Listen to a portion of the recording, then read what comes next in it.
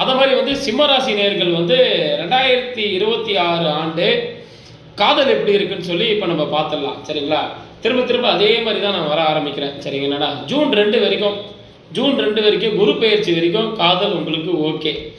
ஏன்னா குரு பகவான் வந்து 5ஆம் அதிபதி குரு பகவான் உங்களை 7ஆம் பார்வையாக பார்ப்பார். மிதுன வீட்டிலேருந்து உங்களை 7ஆம் பார்வையாக பார்த்துட்டு இருப்பார். அது வரைக்கும் காதல் உங்களுக்கு ஓகே. சரிங்களா? அதுக்கப்புறம் குரு பெயர்ச்சிக்கு அப்புறம் அவர் 12ஆம் வீட்டுக்கு போயிடுவார், விரயஸ்தானத்துக்கு போயிடுவார். அதுக்கப்புறம் உங்களுக்கு சிரமங்கள் இருக்கும். ஜூன் 2க்கு மேலே சிரமங்கள் இருக்கும். குரு பெயர்ச்சிக்கு அப்புறம் உங்களுக்கு சிரமங்கள் தான். சரிங்களா? அதில் நீங்கள் காதலில் வந்து கொஞ்சம் கவனமாகவும் இருக்கணும் இந்த ஆண்டு. அதோட இன்னொரு பிரச்சனை என்னென்னா, சனியோட 10ஆம் பார்வை வந்து உங்களுக்கு 5ஆம் வீட்டுக்கு கிடைக்குது உங்களுக்கு. சரிங்களா? உங்களோட காதல் வீட்டுக்கு உங்களுக்கு 5ஆம் வீட்டுக்கு கிடைக்குது. அப்போ சனி பார்வையும் கிடைக்குது, குரு பார்வையும் கிடைக்குது. 5ஆம் அதிபதி குரு பார்வை நேரடியாக உங்களை பார்க்குறாரு. இப்படி இருக்கிறப்ப நீங்கள் என்ன பண்ணணும், நீங்கள் உண்மையான காதல் பண்ணிட்டு இருந்தீங்கன்னா, சரிங்களா, இந்த வருடம் உங்களுக்கு மே 2க்குள் நீங்கள் திருமணம் செய்வது ரொம்ப நல்லது. உங்கள் வீட்டில் சொல்லி நீங்கள் திருமணம் செய்வது உங்களுக்கு ரொம்ப நல்லது. சரிங்களா? நீங்கள் ஃபிக்ஸ் ஆகிடணும், உங்களுக்கு நமக்கு வந்து மே 2க்கு மேலே நேரம் சுமாராக இருக்குது, அதனால் நம்ம ஒரு நல்ல நிலைமைக்கு வந்துட்டோம், திருமணம் பண்ண ரெடியாக இருக்கோம், வீட்டில் பொண்ணு பார்க்குறாங்க, வரன் பார்க்குறாங்க, மாப்பிள்ளை பார்க்குறாங்கன்னா காதல் செய்வோம் நீங்கள் வீட்டில் சொல்லி இந்த வருடம் மே 2க்குள்ளே ஜூன் 2க்குள்ளே நீங்கள் வந்து திருமணத்தை நீங்கள் பண்ணிடணும். சரிங்களா? அதுக்கு மேலே நீங்கள் காதல் செய்கிறவங்க வந்து கடக்கக்கூடாது. சரி, அப்படியே நீங்கள் கடந்தால் கூட சரி, இல்லை சார் என்னால் முடியாது, நான் லைஃப்பில் இன்னும் செட்டில் ஆகலை, அதுக்கப்புறம் தான் நான் வந்து திருமணம் அடுத்த வருஷம் தான் பண்ண போகிறேன்னா கூட நீங்கள் உங்களுக்கு குருவோட பார்வை இல்லைன்னா கூட குரு வந்து உச்சமாக தான் இருக்கிறார். 5ஆம் அதிபதி வந்து அதுக்கப்புறம் அவர் கடக வீட்டுக்கு போகிறப்போ உச்சமாக வர்றார். அவரோட சப்போர்ட் உங்களுக்கு கண்டிப்பாக கிடைக்கும். பார்வை இல்லைன்னா கூட அவரோட சப்போர்ட் கிடைக்கும்.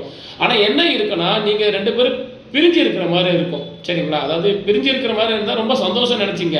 அவர் உங்களுக்கு வெளியில் வேலை கிடச்சி போயிடுவீங்க, இல்லை அவங்க வீடு மாற்றிட்டு வெளியிடம் போயிடுவாங்க, ஃபோனில் மட்டுமே சந்திக்கிற மாதிரி இருக்கும். அப்படி இருந்தால் ரொம்ப நல்லதுன்னு நினச்சிங்க. சரிங்களா? ஏன்னா இந்த காலகட்டத்தில் வந்து ஜூன் 2க்கு மேலே உங்களுக்கு வந்து அக்டோபர் 31 வரைக்கும், ஜூன் 2 அக்டோபர் 31 வரைக்கும் காதலில் மனக்கசப்பு, வார்த்தைகள் விடுறதுனால பிரச்சனை, எதை சொன்னாலும் எரிஞ்சு விடுறது, இந்த மாதிரி பிரச்சனைகள்லாம் நீங்கள் காதலில் சந்திக்க வேண்டியதாக இருக்கும். சிம்மராசி நேயர்களுக்கு இதை ரொம்ப கவனமாக இருங்க. சார் இல்லை சார் திருமணம் பண்ண ரெடியாக இருந்தீங்கன்னா ஜூன் 2க்குள்ளே நேரம் சூப்பராக இருக்குது, கண்டிப்பாக சிம்மராசி நேயர்கள் பண்ணிவிடுங்க.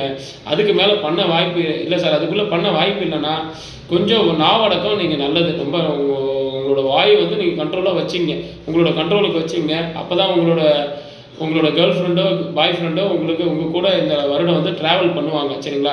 சிம்மராசி நேயர்கள் வந்து கொஞ்சம் இந்த வருடம் வந்து நாவடக்கம் ரொம்ப நல்லது. ஏன்னா குரு பெயர்ச்சிக்கு அப்புறம் அவர் உச்சம் ஆனால் கூட அவரோட பார்வை உங்களுக்கு இல்லை. சனி 10ஆம் பார்வை நேரம் அடிக்கிறாரு. சரிங்களா?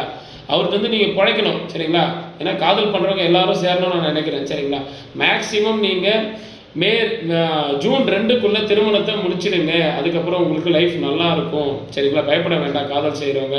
இந்த வருடம் காதலில் உங்களுக்கு கலவை பலன் தான் உங்களுக்கு 6 மாதம் அப்படின்ற மாதிரி. சரிங்களா? சரி, இதுதான் ஓகே.